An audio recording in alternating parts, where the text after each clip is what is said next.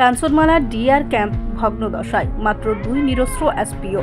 এলাকা স্কুল নিরাপত্তাহীনতায়। আমতলী থানার অন্তর্গত কাঞ্চনমালা লক্ষ্মীছড়া ডিআর ক্যাম্পের কর্মী সংখ্যা মাত্র 2, নিরস্ত্র এসপিওতে সীমাবদ্ধ।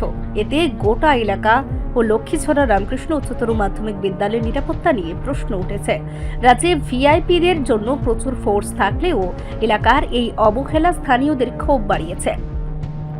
1999 সালে কাঞ্চনমালায় পাহাড়ি বাঙালি সংঘর্ষে অনেক পরিবার বাস্তুহারা হয়।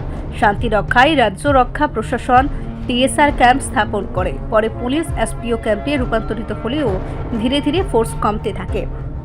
বর্তমানে পশ্চিম ত্রিপুরা জেলার ডিআর শাখা পরিচালিত এই ক্যাম্পে মাত্র 2 এসপিও জওয়ান। আমতলী থানা থেকে 8 থেকে 9 কিমি দূরে অবস্থিত এলাকায় জরুরি অবস্থায় পুলিশ পৌঁছাতে দেরি হয়। ক্যাম্পের ভূমিকা গুরুত্বপূর্ণ, কিন্তু কর্মী সংখ্যার অভাবে নিরাপত্তা দুর্বল।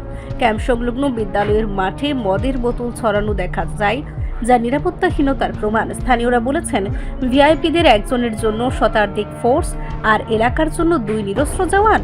এ কি গাফিলতি?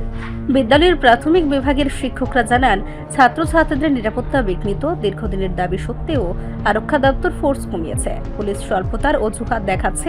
এলাকাবাসী ও বিদ্যালয় কর্তৃপক্ষ দাবি করেছেন শীঘ্রই সশস্ত্র পুলিশ বাড়ানো হোক।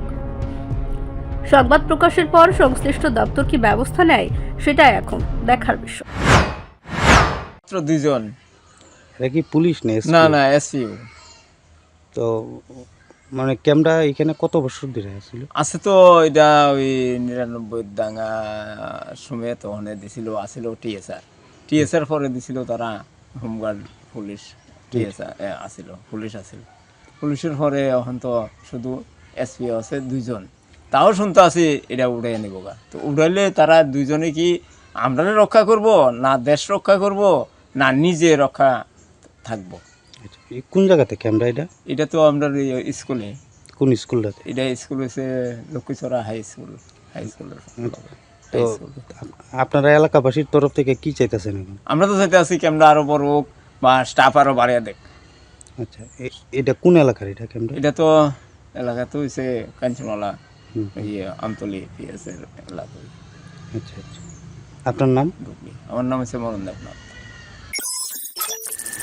রিপোর্ট সংবাদ প্রতীক্ষা।